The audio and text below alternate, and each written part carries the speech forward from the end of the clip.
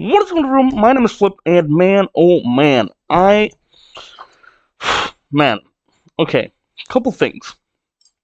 I was live, like, what, I want to say 4 hours ago, with Deltarune. So, uh, this one, this one's gonna be a little much, because I was doing some voices on almost said Undertale, on Deltarune.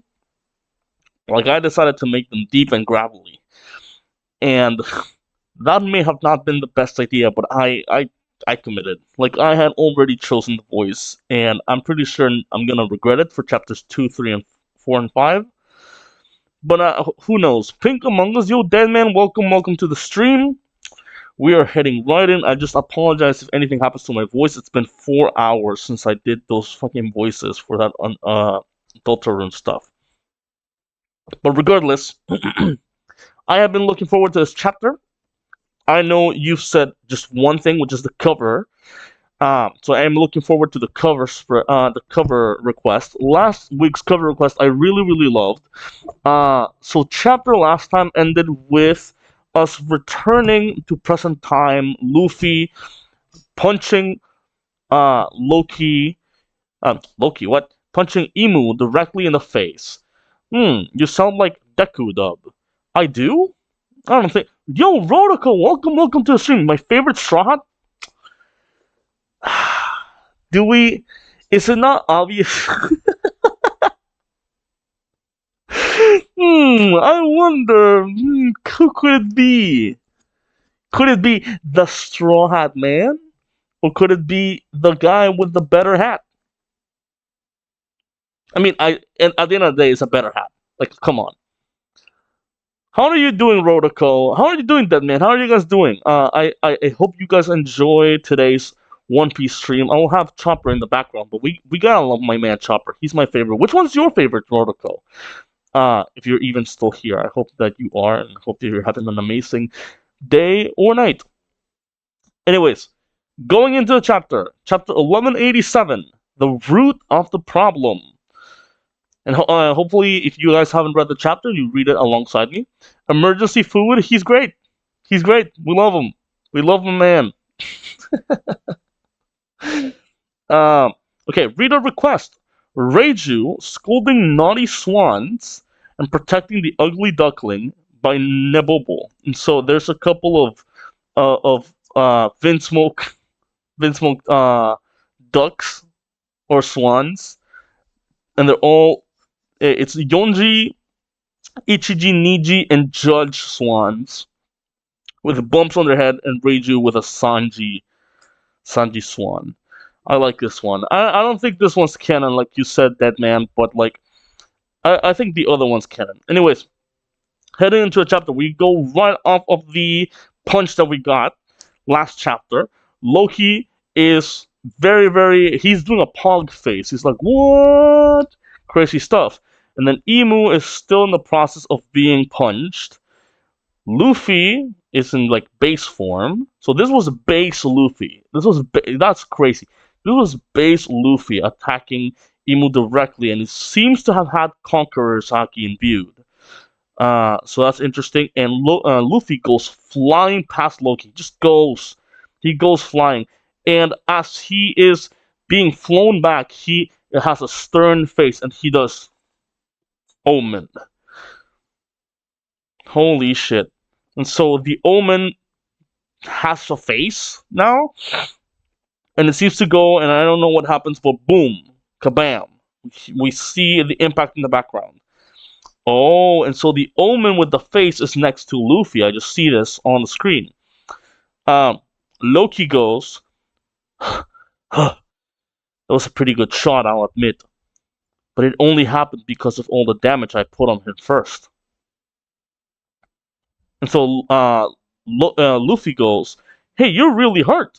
Step back and rest for a bit. Rest?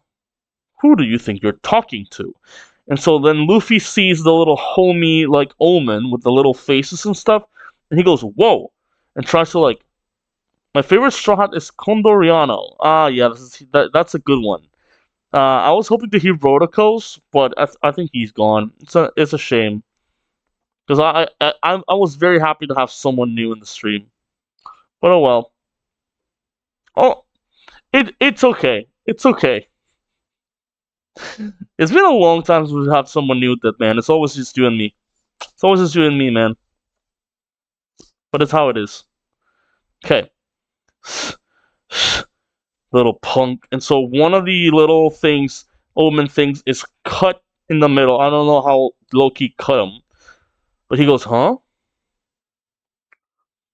So we see Luffy, uh, and Luffy has the little flame here, and he's trying to put it out. But of course, it's Omen, so it's not gonna be that easy. He's going, yow, yow! Huh? It's hot. I mean, it stinks. What is this black fire? Black fire. That's some Amaterasu type shit. And so we see, I keep saying, trying to say Loki, but it's Emu. Emu with uh, the giant black wings flying towards Luffy, going, whoa. And so he goes like this as Luffy goes, and the flame comes out of this. As Luffy goes, whoa, he looks way scary up close. And so the black flames on Luffy, the man goes, the flame thing kind of reminds me of Big Mom. Yeah, they look like homies. And so the black flames on Luffy's clothes, or on Loki's clothes, start talking. Like it's had split down the middle, and now those two halves are talking to each other, and they seem to be talking to each other. Um, and one of the flames goes, "We're supposed to go to his chest," and the other goes, "Where the sword was stuck, right? Go, go, go, go, go!" So they're supposed to go to his heart, huh? And Loki goes, "Damn it! These flames keep spreading." Okay. Oh, and so Emu, which was doing like this, I thought that it was a fire burning, forming. It is not. It is actually a little flaming bell, and it goes ching ling ling ling ling. Blade of Hatred. Oh, I thought it was like a weird Norwegian kind of name, like Hatterdame or something. No, it says Hatred Stigma. Blade of Hatred Stigma, and so what the hell's going on? And so we see a couple panels of Luffy, uh, Loki, and Emu. Then Luffy kind of just like seeing everything, and then all of a sudden, like a slash of it's a sword. So a big slash of darkness comes and cuts through Loki, and the slash just leaves black flames all over. And so Loki immediately cut down. Ragnar is left out into the world, like just kind of boop, lets it go. And so the heaven of hatred stigma cuts through Loki. Okay. And so as that happens, we cut over to the side of Usopp and Brook and the rest of them. And we're seeing where Gunko is, and the big block of ice starts going up with lightning and stuff, and it goes, what's going on with this thing? It won't even budge. Oh, so okay, I thought it was reacting to the fact that Loki had dropped Ragnar, but it doesn't seem to be the case. It seems like uh probably Nami is trying to like shoot it with lightning. And so Jinbei goes, nothing works on it. Okay, I need to stop doing voices because it's really gonna fuck me up. Nothing's working. Nothing works on it. And Usopp goes, "Is that not ice?" Frankie then goes, "What if it's actually diamond or something?" Huh, huh. And Nami goes, "Diamond?" Oh, and she's just looking off with like sparkles in her eyes because it's diamonds. Um, and so we see Gunko from inside the ice, and someone's talking and goes, "But if it's anything but ice, then the woman inside has definitely suffocated." True. I mean, and so Brooke touches it and goes, "Oops." Nami responds, dummy! And Brooke continues, but if I touch it, it feels cold. Or at least I imagined it would. And Nami responds, you can tell? Yeah, actually, he doesn't have any nerve endings or anything, so I don't know how he would be able to tell. But maybe he can feel the cold to the bone. Cold to the bone. Cold to the bone. Let me drink some water from last stream. Ugh, because my voice will do that. Doing that, I don't know how I'm gonna be doing with the voices, the deep voices in Deltarune, but it really fucked me up. I'm gonna have to change them somehow. Okay, so Frankie goes, wait, he's got a point. If I touch it, yeah, no, I can't tell either. I mean, he also doesn't have nerve endings. He is pure steel. Uh, and Nami starts yelling at them. Enough with the non-humans. Yes, it's cold. Look out behind you. What? Oh, boom, and suddenly, oh, Loki falls on top of the ice, basically. Boom. So everyone screams, Loki! So that's Usopp speaking.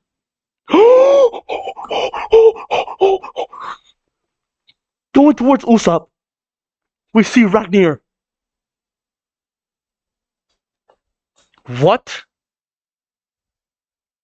Oh wait, it's not towards Usopp, it's towards Nami and Jinbei. Look out! His hammer's coming down. Kidding! Whoa. Huh? Did he just go down? He got stabbed through the chest. And so Ragnar untransforms into Ratatasker. Dead Man goes, I love the bits of where Brooke and Frankie touch the ice despite them not having any nerves on their hands. Yeah, same.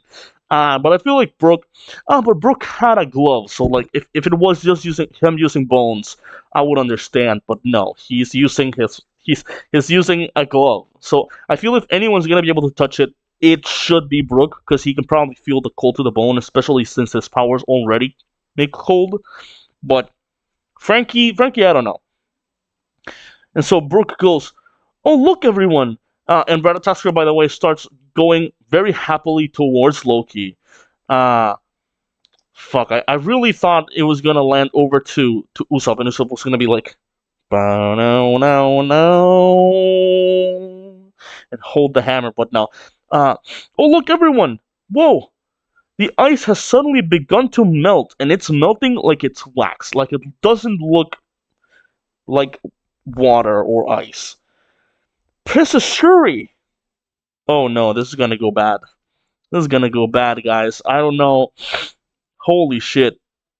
And so Luffy with still the Amaterasu over here, homie, goes, whoa!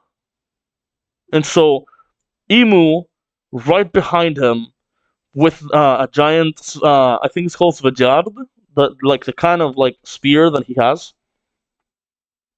And Luffy feels with observation haki, he feels something's about to happen, and Emu goes, shing! So he's about to do the same thing again. And so the little homie flame starts reacting. And before Luffy can do anything, he does like this, and then the shing kind of like extends. And here he comes. And Luffy avoids it. So we see a shot of Emu and then a shot of Emu's eye. Do-do-doom. And so I wonder what's going on. And so, okay. We cut out Team Solo? No, it's Team Sorrow. Stop with this. Okay. Anyways, this is the first thing I saw because it was a little like information box. Okay, so we get a little bit of a map of sorts, and it's showing us where everyone is at the time. Sort of, because it's not showing the people; it's just showing like kind of where the places are. So Western Village, Sea Cloud Port, Team Zoro. What are you doing here? Oh, so we're gonna get Zoro versus Summers. which is good because I hate Summers. Holy shit. And Summers, with the Omen ring in the back, goes, "You were in the village earlier. What do you want? You're gonna get hurt." Which means we're gonna be getting Sanji versus Killing Them. And I feel like that one's gonna be very, very cool animated, right? Right? Um, and so Sorrow from the peak, like from the mast of the ship, goes, "You're the ones who ruined a feast between good old friends." And Summers responds, "So forget about it. Uh, it's just 10 or 20 kids, that's all. My companion will be retrieving the brats in no time, and we'll be out of your hair, no fuss." Dude, he's making it seem like it's no big deal. Like, we're just doing this. Like, we'll be out of your hair, don't worry about it. Just give us a couple minutes. Love the shot of Sora and Summers. I do, I really do. Like, specifically because it's on, like, one panel, so it shows their juxtaposition on screen, and then one on one side looking up, and then one on the other just kind of looking down, and it's really good. Like, I am very surprised. I don't love Summers, like Summers' whole drawing here, but like Soros is really good. Okay, and so we see they keep talking as we see the Rainbow Bridge, and he says, "You're one of the three demons." Straw Hat Crew, and so Soro. Oh wait, I hadn't read this. What are you doing here? You're one of the three demons. Straw Hat Crew. You were in the village earlier. What do you want? You're gonna get hurt. You're the ones who were in the good feast between trends. You're out of here. No fuss. Okay, that's where we left off. Uh huh. Fancy that. My companion just went toward the village, so my guess is that yours ain't coming back. So he, for the first time, is like fully going into Sanji as like a companion, right? He's saying it, my companion. And he is saying it probably like he knows he is praising Sanji, which is really interesting. I don't think that's ever happened. Uh and so Summers goes, "Yeah, mind if I ask why?" And Zoro says, "Because he'll be dead." Oh shit. And so he goes, "Gee, ha ha ha ha. Do you have any idea?" And as he says that, he grabs his pole and kind of like, and so thorns come out, I assume imbued with armament hockey. And so they go over to Zoro, and Zoro just kind of nonchalantly uh, avoids it and blocks it with one of his swords. How on top of our game are we? Do you have any idea how on top of our game we are? Okay, cool, cool, cool. Oh, he blocks it with two swords. Very interesting. And so we cut over to where Zaza is. It says, "Over the western village, the rain was pouring down. Western village, as though the sky itself had cracked in half." Okay, let's cover the facts. Problem 1.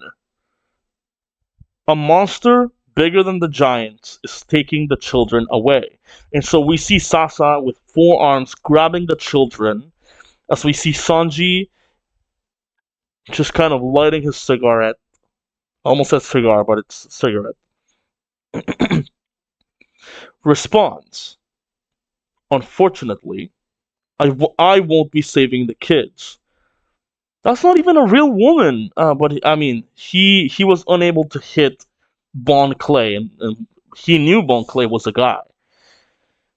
So I mean, dude, that's Sanji with the ladies at times. I mean, he got to get like some way of actually fighting them. This is ridiculous at times. Problem 2. Their wailing mothers are an unbearable sight. Response, "Unfortunately, the monster is a woman. I cannot kick her. She's not a woman. She has the shape of a woman, but whatever." Added note, the giant warriors refuse to give up on taking back their children. So we hear, "Ripley! Damn it! Don't take him away from me!" Colon! So she has a very ugly face that we've never seen on her before, but I mean, when you cry, it doesn't have to be pretty. And so some of the children are like actively, I would say, drowning. Colin is not one of them. Colin is like here, like if this is the knuckle, like he is out, like just this part upwards is out, and the rest is inside the knuckle. Of respect, I wouldn't hit that water goddess as well. I'd rather drown on her hand specifically. No, I would hit her. I would absolutely hit her. No questions asked. Mommy, I'm sorry I got caught again. So the children are going, yeah. By the way, I still think that's Black Maria's daughter. Like one, like the one with the horns. Problem three. I don't want to see a woman's tears, but I won't take part in that fight because. So he grabs a cigarette and tosses it. Boom! And so he goes and kicks Killingham and says, "You are the root of the problem. The giants might lose sight of you." So Killingham, in man beast form, blocks it. Goes, "But you cannot escape from me." So Killingham goes, "Ha! You're tough. You're tougher than you look." Uh, okay, yeah, you might be cooking with that Black Maria theory. I mean, I think I've been talking about that forever now. Like ever since that character was introduced, that little girl, I've been like, I think that's Black Maria's daughter. That sounds. She looks. I don't remember why. It wasn't just the horns, but there was something about it that I was like, that's Black Maria's daughter. Like I have a feeling, or I said something of the sort, like maybe her sister or something. I don't remember what I said. I think it's her daughter. I'm putting a stop to all of this. You fool! There is an entire world of difference between toughness and immortality, and that is why you cannot beat me. Even if getting rid of me means that my powers will vanish, I suppose. So we see Sasha still taking the children in the back, as we see on the front of the page, Killingham side by side with Sasha, as if they're a stand user and a stand. So go on and try it. Can you eliminate the god of rain? Onward, my blustery deity. Take those brats away. Ooh, very scary. And so Sanji says, well, I know what you people are weak against. Huh? So Killingham goes, ha ha ha, what an amusing thing to say, as he's charging an attack, and Sanji goes to block it with his arm.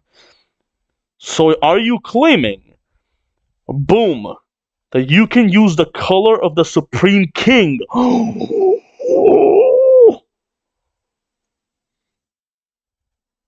Go on and kill me if you can. Dude, this is not a chapter. This is not a chapter. This is not a This is not a chapter. This is not a chapter. Go on and kill me if you. I mean, this is confirmation. Like, it might not be confirmed, but if Oda is putting in the time of telling us, I mean, I guess it made total sense. We should have figured this out before. But like, if we know that the only way of killing Killingham, if the only way of killing one of these celestial dragon omen users is with Conqueror's Haki infusion, Conqueror's coding, then it would mean that if Sanji was fighting Killingham, which we've known for chapters now, for like 5 chapters now at the very least, we've known, it would mean that Sanji would have to narratively, unless Gaban comes and and helps him or something, he has to come up with Conqueror's Haki. It's just how it is. There is no other way.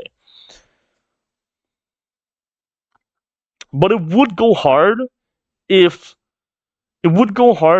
Oda just puts his foot down and is like, dude, Sanji just wasn't born with it.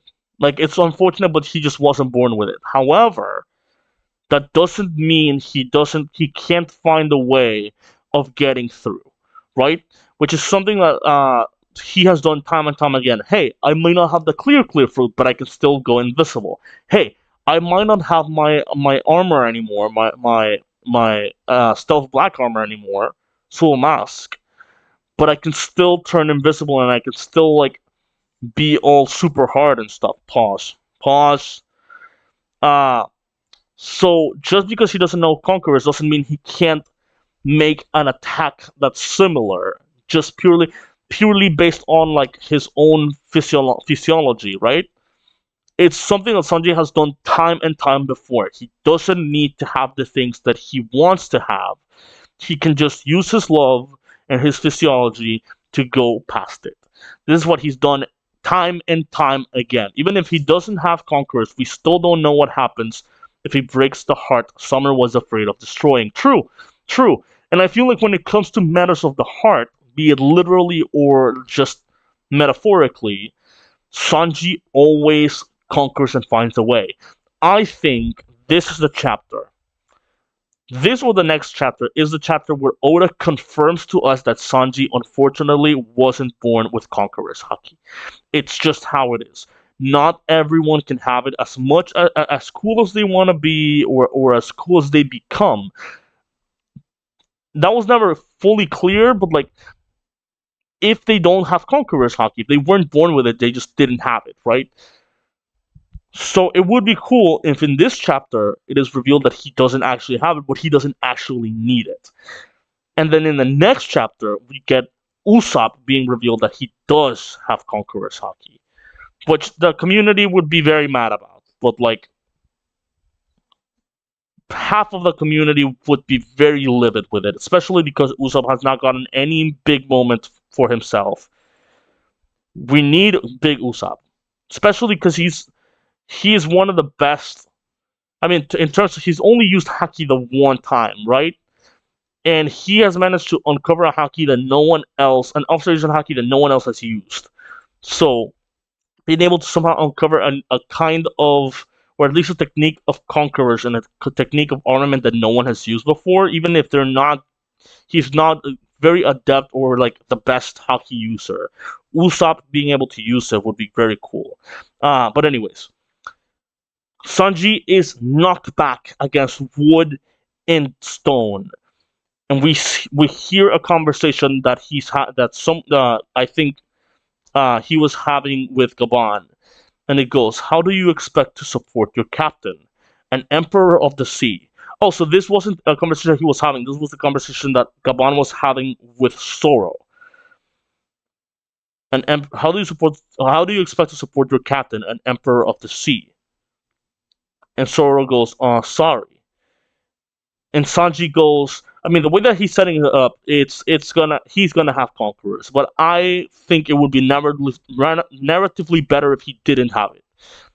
Deadman goes, did you see the image I sent you? I was talking about earlier with how the official color of Reckoner looks like Usopp's old band. I have not. I'll see it after I'm done with the chapter.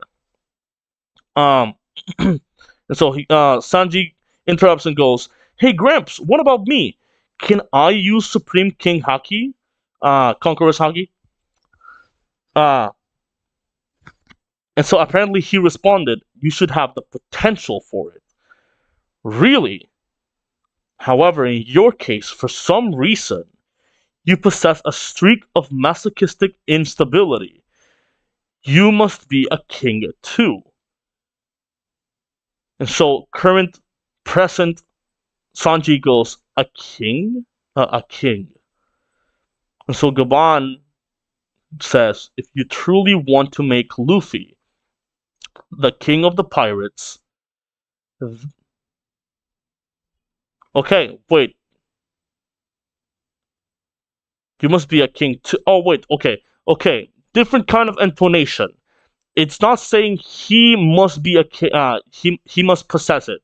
You should have the potential for it. Really. However, in your case, for some reason, you possess a streak of masochistic instability. You must be a king too if you truly want to make Luffy the king of the pirates. He goes, a king. And so we hear Emperor of the Sea, Monkey D. Luffy. in Gear 5, rocking a pose like this. Emu, King of the World, Saint Nerona Emu, versus Monkey D. Luffy, Emperor of the Sea. There thou art, Joy Boy. And Luffy looks pissed. And so Luffy goes, quit calling me all these different names. I am Luffy, the man who will be king of the pirates. Dude, Emu really gotta wake the fuck up on this one. Like, legitimately, it is getting especially with how many chapters we've been getting it, with absolutely no explanation as to what is going on. He, or she, I still want to call her a she. Even though, because, okay. Getting into the discussion part, which, on the way, chapter 1187, end, to be continued. Okay. He really needs to get done with this shit. It is getting tiring. Like, legitimately, it is getting a little weird and a little sad that he keeps calling them. He's not even present in the fight. He's just seeing shadows of something that happened 800 years ago. And I wonder to what degree it is. Like, maybe it's that kind of thing where, like, and I've seen this in Sword Art Online, in SAO. There is a whole arc where Kirito and Asuna spend about 200 years locked inside of a world, of another world, right? For anyone not watching, it's not watching SAO anymore. I know it's a little confusing to hear, but it makes total sense. And so, in that story, after a couple hundred years, your soul, because it's the actual thing that registers your memories, not just the brain, but the soul. Your soul has a specific capacity of how much information it can actually take or keep. And so the only way to keep on living is by deleting a lot of shit. And depending on your interpretation of who it is, it might even affect your present day time. So it's possible that because Emu has been living for upwards of 900 years, it might just be that Emu can no longer really input new information into the brain and just relates any info that it takes directly to things from 800 years ago. And it's possible that the Void Century is even the only things that Emu has left in her brain. The reason I still keep calling it a she is because I truly still do believe that this isn't Emu. This is not the king of the world. This is one of the 18 kings that followed Emu from the original 20 kings. And they have been frozen for centuries. And just whenever she leaves the castle, which very rarely, she has to take one of these because she's locked to the castle. And so when she takes one of these, it has a time limit because the body cannot exist without refrigeration for a long time. Like, it has a specific cooldown before it kind of crumbles to dust. Deadman03 goes, Sanji lacks certainty, bro. Sanji lacks certainty, comma. Bro was literally born a prince, yet refuses to be a king. Not only that, when his Germa gene finally awakened, he was afraid. I mean, I don't think he was afraid. He was just he was shutting down the possibility of it being an actual thing. And we, just like with Usopp not using his haki, we have not seen Sanji use those abilities again. Like, I've seen people be like, "Oh, we've seen the little when it activates, we see the spiral change positions." And we've seen that, but we haven't actually seen the bone snap back into place or like things breaking upon the neck impact. Like, I think the last time that we saw that was when he was fighting Queen, right? But then again, he hasn't really had a one-on-one fight since this, because his fight with Venus Judo doesn't count, right? Like, that was like, they were not powerful enough in that moment to defeat the Gorosei. Like, it's just they could go toe to toe with them to the point of, like, deflecting them. But in the end of the day, if they were to do one-on-one, Venus Judo would win easily. at least in Egghead. And so now, I think they have grown since Egghead, but we're still in a weird position where like they're not powerful enough yet to take down Emu, but they are powerful enough to at least not have to run away from them. Just kind of like stall them out. So that's an interesting thing. Uh, but yeah, he has what was it that he said?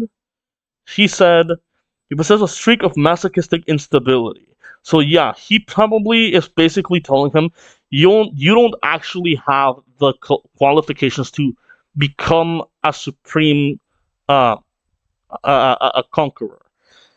You have the potential to be one, which means he probably is a conqueror, like from birth, but he is unable to become one because of the kind of person that he is, which is very interesting. Or maybe because for a while I've thought if the kind of person that you are is what makes you a conqueror, I have never really understood how being born a certain like being born is what decides whether you are a conqueror or not. Like this has never made any sense to me.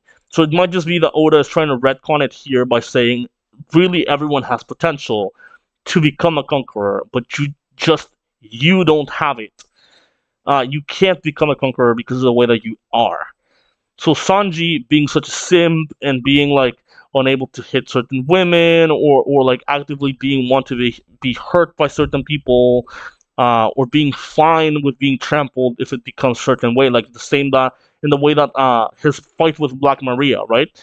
He would have rather be beaten down and have to be saved by Robin rather than actually do. It's not even like, hey, you have to hit and beat Black Maria, but at least break out. Like use your fire to break out of it. You can at least run away. No, he had to be rescued. And I think that's where it is. He can't become a conqueror because of it. And Zoro doesn't have that kind of moment. Zoro has these moments of like very tsundere kind of thing where like if he commits a mistake, he's like, no, it wasn't like that. Stuff like that. So Zoro has that, but it wouldn't go against him becoming a conqueror. Sanji does. Bro, imagine if once Sanji gets Conqueror's Haki, his flame will become Black Flame, like Emu or Black Flame with Blue Aura.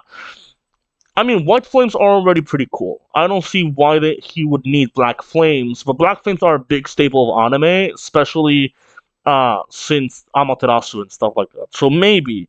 But one of the also big themes with Sanji is being upstaged at the end of an arc. Like for example, at the end of Dressrosa, his bounty was lower than I think his bounty was lower than I think Frankie or Usopp, I don't remember. One of them had a higher bounty than Sanji. And then at the end of Wano, his was lower than Jinbei and Zoro. And he didn't take that well. And it still is. And so, like, it's that kind of thing where, like, I feel like his inferiority complex will continue to kick in with conquerors when Usopp inevitably becomes a conqueror. I've known a lot of people have been saying, bro, there's no way Usopp will become a conqueror. But at the same time, dude, every lie that Usopp has told has and more than likely at some point will become truth. And he has already lied twice about having Conqueror's Haki. So maybe he just has to lie about it one more time, but he has lied about having Conquerors before, once to the Tontata in Dressrosa in Green Bit, and then in Onigashima about Big Mom's Conquerors. So yeah. Anyways, going into the comment section of the stream, Anatapachi goes, Luffy, King of the Pirates, Zoro, King of Swords, Sanji, King of Simps. True, and that's why he won't be a conqueror. If I don't particularly care if he does become a conqueror or not. I know people are saying, "Oh, but there's no way Sanji won't become a conqueror." It would be pretty cool if he doesn't, though, because I mean, for fuck's sake, from what we know, Mihawk isn't a conqueror, and yet he's a better swordsman and just as skilled as Shanks, who does have conquerors. You get it? Like just because you don't have conquerors doesn't mean that you probably can't break past that barrier. Haki is the most important thing in this world, according to Kaido, but it doesn't mean that you need conquerors. Like you don't need it. There are other powers in this. There's swords, weapons in general. Just they're various grades. There is science. There is haki. There is devil fruits. There is martial arts, which is like the rokushiki and stuff. Which he has rokushiki, at least one. And then there should probably be unexplained stuff, which is still like the fucking fire thing that he does. I still don't understand what that is. It might just be part of his physiology, but we don't know. Oh, Mihawk doesn't have conquerors. Was it confirmed? Slightly, because here's the thing. His Vivra card was released about a year ago or so, a year or two ago, and in these Vivra cards, it usually includes hockey types that the character has. Um, and so Mihawk says uh, armament and observation, but it doesn't include conquerors. Now, it might just be that it's a thing that's being set up for later, but as it pertains to the available information, and it would seem odd that they wouldn't include it, but maybe he straight up just doesn't have it. Mihawk doesn't have conquerors. He might change this later when the whole plot of the story revolves around Cross Guild, which hopefully is after we leave this island. Uh, I still don't know what the whole Louis Arnault message is all about, so that's another thing. Okay, going into the one. The one says Luffy isn't smiling, and he's taking off the sandals for the first time since Dressrosa. Crazy. I mean, he hurt like Emu hurt two of his. He hurt Brook and he hurt Usopp, and dude, we all know that when someone hurts Usopp, Luffy kind of like he goes off. I think you can hurt Chopper, you can hurt Jinbei. There's people in the crew that you can hurt, and I don't know if Luffy would take it as bad as I've seen him take it when they hurt Usopp. Like when Frankie beat down Usopp in Water 7, bro, motherfucker was mad. He was mad. I think we haven't seen, at least I don't remember, Luffy being that mad since that moment in Water 7. Like, it might just be incorrect, but I legitimately, I just think I don't remember it. The one goes again, and he says, "How much y'all want to bet Sanji is going to say he wants to be the king of the heavens?" I don't think you're cooking with that one. Mansubi goes, "Oh my God, Zoro having faith in Sanji? Yeah, there's something wrong here. Like, there's something. It might just be because he knows he's not a conqueror and he's rubbing it on his face. He's like, he's gonna die, but he doesn't have conquerors. Like, he didn't defeat him with conquerors. So." Crazy. Gungbo goes, "I'm bawling my eyes out," and he goes like this, "Absolute cinema." Yeah, it wasn't that crazy of a chapter. Darkness of Shadows goes, Luffy versus Emu, Zoro versus Summers, Sanji versus Killingham. The monster trio are here. And finally, Sanji will awaken Conqueror's Haki. Thank you, Oda. I think, once again, you are misunderstanding what Oda is kind of trying to put down here. He's saying that he might be able to have Conqueror's Haki. There's certainly a potential for it, but it doesn't mean that he will. And I'm not a Sanji down player. I want Sanji to do the best, especially since I've met Task Skylar. Task Skylar is an amazing person. So funny. So cool. Uh, Better YouTuber than I am, by the way. And I don't know. I just feel like Sanji has been very much about deviating from the way that people do things. Oh, he wants a devil fruit? Okay, I will still get the devil fruit power without actually attaining the devil fruit because I failed to get it. And that was fine. Happened again. Oh, I don't have an actual power. I don't actually have the technique. Let me invent the technique, and instead of calling it moonwalking, it's skywalking. This is mine. I created it. I came up with it in the moment.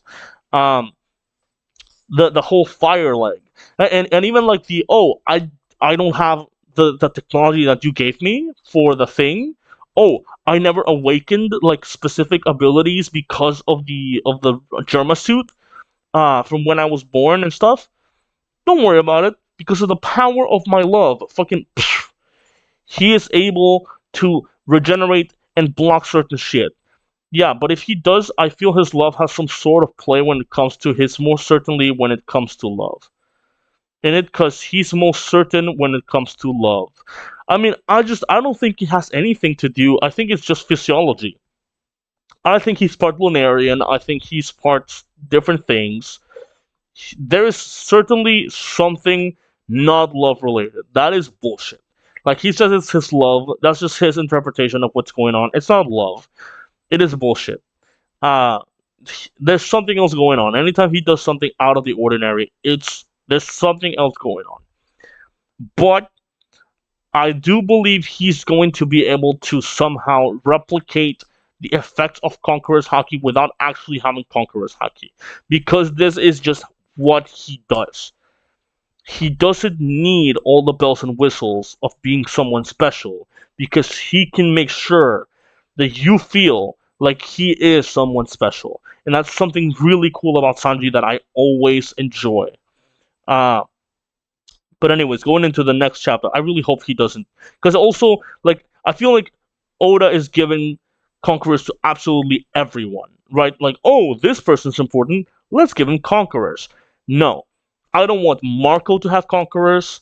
I don't want him to have conquerors. I don't want. There's a lot of people that I don't want to have conquerors. I don't want. I actually kind of don't want Mihawk to have conquerors. Like, wouldn't that be cool if he has become the most skilled person in swordsmanship without having one of the highest and most coveted abilities of swordsmanship, right? And it also by not giving Mihawk conquerors, you also reinforce the idea that the established norms is this is something that's been brought up since Kuina, right? Kuina was like, "Oh, you need to be a man in order to be a good, like one of the best swordsmen," and um, Tashigi has started to like undo that because it's not specifically true, especially because Kuina didn't have haki or anything at the time of her death, at the time of her youth, at her peak. So, what if that same goes for specific techniques and specific things that people are supposed to be born with? If you can't control having conquerors because you can't train for it, you can't learn how to use it if you weren't born with it, is there some way of surpassing it? You know? And I feel like people are way too focused on conquerors and who has conquerors and oh these are the strongest people in the world. They should have conquerors. I think they shouldn't, especially because it's supposed to be such a rare thing. The more you give people conquerors, especially strong people, like, oh, Mihawk, Gaban, they are supposed to be strong, so let's give them conquerors. No. I think when you don't give them the power up, and they're able to go toe to toe, if not surpass that kind of thing, it's even more impressive. It's so impressive that Krillin, right, going into Dragon Ball, Krillin in current story arcs is infinite times stronger than Goku when he first transformed into Super Saiyan and Super Saiyan 2 and Super Saiyan 3. Like he goes toe to toe with a Super Saiyan Blue Goku, right? That is so interesting that there exists a world where Krillin, without any power ups, any transformations of any sort, is able to go not only toe to toe with them, but fully surpass them without having any multipliers of any kind. just training and dedication. Why can't these people do the same? Just saying. I think we do need to step back a little from these superpowers and shit that Shonen has put, because that's where it really shines. That's where it's actually really cool. That despite all these power ups and abilities that a lot of people are thought to need, what if someone doesn't have that? Yeah, Krillin is so underrated. I love Krillin. I really love Krillin. But Krillin is the peak representation of that. Also, Krillin, to my knowledge, he has not gained any new abilities or any new like techniques or anything. He just keeps using the same abilities, and he's just been training and getting stronger and stronger and stronger. Why can't you surpass everyone else without the need of having devil fruits? Any kind of hockey, any kind of technology. Like, we haven't seen, and that's something very interesting that I'm now thinking about. We haven't seen a character that is purely martial arts. And I'm not talking like, oh, fishman karate and we control water. No, dude. Pure martial arts, and that is it. And goes toe to toe with people in a movement rider kind of way, or not specific, but like a glass cannon kind of type of character, a Rock Lee. I am very surprised we haven't seen a Rock Lee in this series. To like, they can go at the same pacing of these people that have devil fruits and haki, but actually doesn't have any of that. It doesn't have technology. It doesn't have specific military training. It doesn't have all these. It's just a guy that goes around punching shit. No armament haki, nothing. Just pure martial arts and will. He is a glass cannon. If you hit him, he will go down, but that's if you hit him. And that is if. That would be so cool. I think that I would be more impressed with that kind of character than with a Shanks. Whatever Shanks does now, I am not. Like, I don't know if you guys follow me. I am no longer impressed. Shanks can't impress me more anymore. Like, he can still impress me with certain things about, oh, I didn't know they could do this. This is pretty cool. But like scaring an admiral, I mean, I'm not entirely impressed. But a guy with no abilities is that kind of shit. Okay, weird tangent over. D-Hawk goes best panel of the chapter. Nami hearing Diamond and getting excited as if it was absolutely nothing was happening around her. Yeah, the other thing that I wonder is like, Loki seems to be out for the count, right? Loki is down. And he is bleeding out. I hope that next chapter we see what's going on with Loki, because that ended off with Ragnar Ratatoskr going towards him with a smile on his face, which is odd because Loki doesn't look in a good position. And I really hope that Ragnar ends up in the hands of Usopp. It is a fucking crime that Oda still is like actively going around Usopp rather than giving him a moment. And knowing Oda, it might just be that he already thinks he did. That's my biggest issue. Like, the community knows that moment against Imu was not the moment. It was a moment, but it was not the moment. Precisely because he still hasn't gotten a fucking upgrade. Everyone else has gotten upgrades throughout the arcs. He hasn't gotten anything. Oda, I don't think Oda knows that. I don't think he's recognized that Usopp, that wasn't the Usopp moment for the arc. And he probably thinks that was. And that's gonna be such a shame if it is. This was Sanji's chapter. I hope next chapter it's Usopp's chapter. Because this bullshit, it's gotta be over. And if it's not, at least, I don't know. They need to go back to Usopp, man. Okay. Funny Duke goes, Sanji finally got Supreme Conqueror's haki. I will not go into this again. I don't think he did.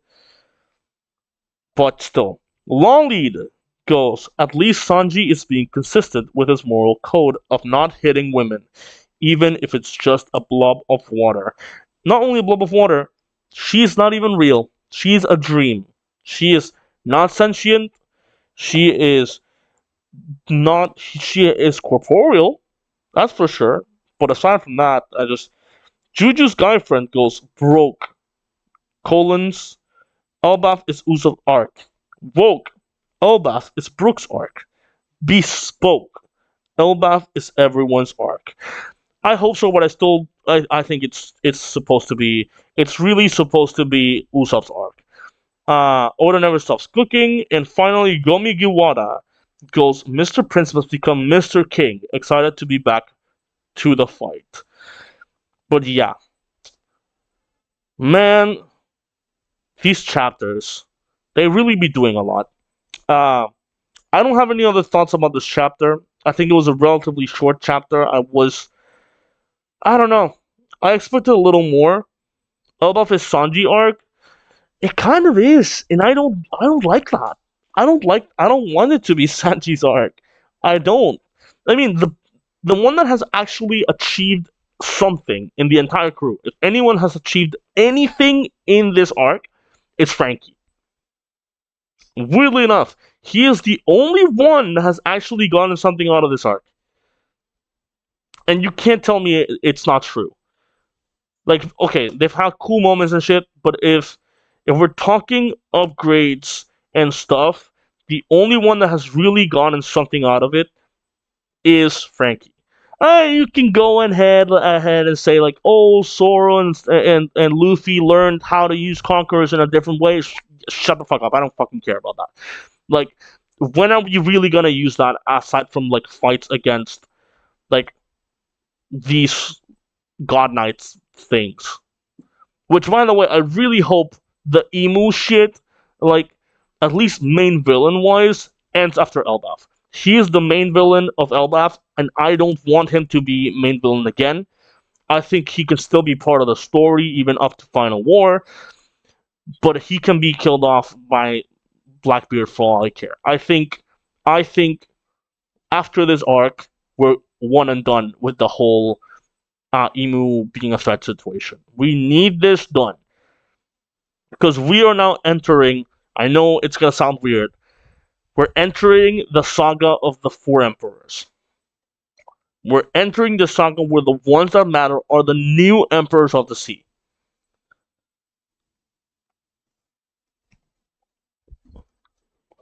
It is. Like, the first thing I want to see after we're done with this arc is Blackbeard, Shanks, and Buggy. That is it. I don't want to see nothing. I don't fucking care what Tashigi is doing with the kids. I don't, for 100%, I don't 100% sure care about what happening with Garp. I don't care what's going on with Moria unless it's those two.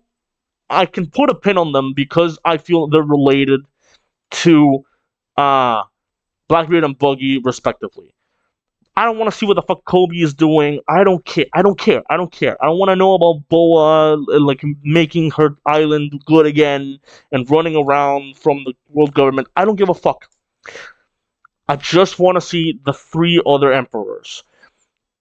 And, potentially, if we're going to put a pin on something else, I want to see Kaido, I want to see Big Mom, and I want to see S. Gecko, S. Crocodile, and S. Flamingo.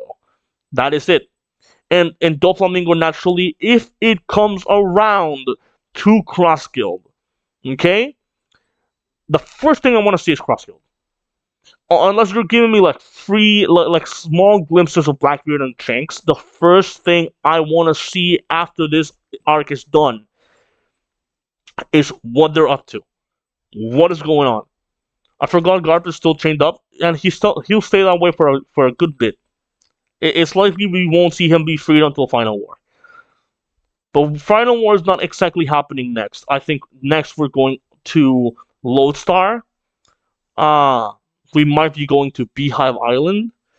We're not going to Laugh Tale. That's for sure.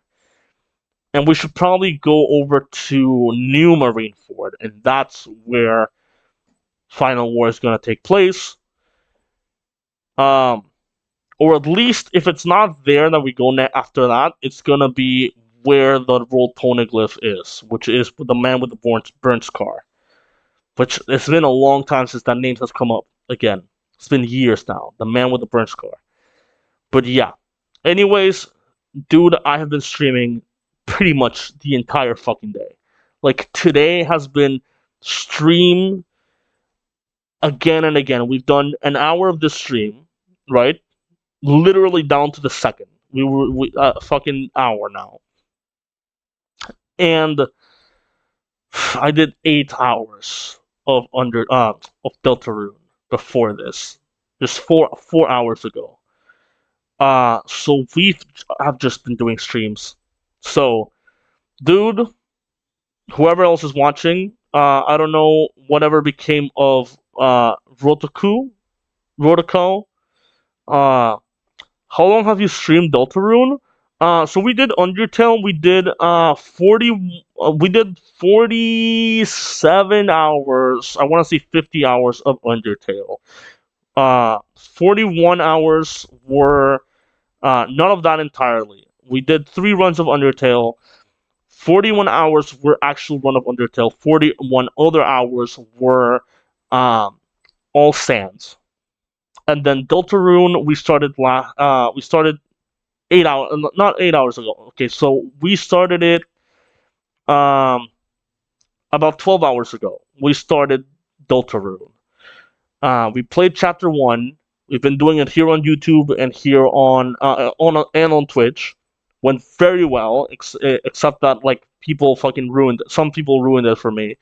Uh, it was probably one of the most frustrating streams that I've ever had because of chat. I've never had issues with chat before to a degree where I've gotten mad. This time I got mad. So that's one thing. It was a very taxing stream. I decided to do some voices that I definitely won't be able to recover from for a while. And those will continue. We will be doing a genocide stream for a Snowgrave stream for chapter 1. We gotta do the regular pacifist route and genocide Snowgrave route for chapter 2, 3, 4, and 5. So we gotta get through those. What happened? I'm gonna be real quick. So I don't know if you've played Deltarune. I don't know how much you know about Deltarune. I am just playing through chapter 1. We just got finished with chapter 1. I don't know anything. We did Undertale. In Undertale, there's a character called Gerson. Gerson is a little turtle dude. Turtle old dude. He is very old. He was in the war against the humans forever ago. And he talks about 2 things. He mentions 1, he used to be someone called the Hammer of Justice. This is in Undertale. 2, that there is something lost through written history, an emblem which has lost its meaning, called the Delta Rune. No spoiler, I haven't played it yet. Okay. Then I don't know how to tell the story fully. The point is, I put him in the thumbnail. And people came into my stream being like, one of them were like, if you haven't played, why is this, and this in your thumbnail? I'm not saying specifically him, but just why is this in your thumbnail? You haven't played. How do you know this? And I'm like, dude, fucking, I got so like, they were essentially calling me a LARPer, and I was like, dude, this is so. I got so mad because I'm like, this is the one thing that I didn't want spoiled. Out of everything, this is the one thing that I didn't want spoiled, and you came in because of your stupid assumptions. I naturally don't know anything about the game, and I need to make a thumbnail. So I just put the one thing that I felt like I could count on gambling having correct. Because I didn't know. I didn't know anything. I assume that Deltarune takes place. I assumed whether I think that again or not, I'll leave up to you. But Deltarune is before Undertale, and there's something that's going on about the pre-written history that's been lost. It's essentially, literally, Undertale has its own void century. It's such a cool, weird thing. But yeah, I think it's that. But yeah, bruh. What? I don't know. I don't know, man. Anyways, thank you so much for coming through the stream. It's been a long day for me. So, I will see all of you on the flip side. I will see you in. When do we have the next one? Let me check. So, the July the 12th. Let me see. That's next week, I think. It is next week. I will see you all next week for more One Piece. And I will see whoever wants to for the Deltarune. And we're doing Portal 2 co-op with Kyushu next Saturday. And we're going to be doing Final Fantasy VII content as well, streams going forward. I'm not exactly sure at what times the streams are going to be, but all of these streams are happening. There's a lot of content to come for anyone that watches and wants to watch the streams. Anyways, Deadman, thank you for telling me to rest well. Hope you rest well as well. And I will see all of you in at least a week. And on the flip side, take care, everyone. Goodbye.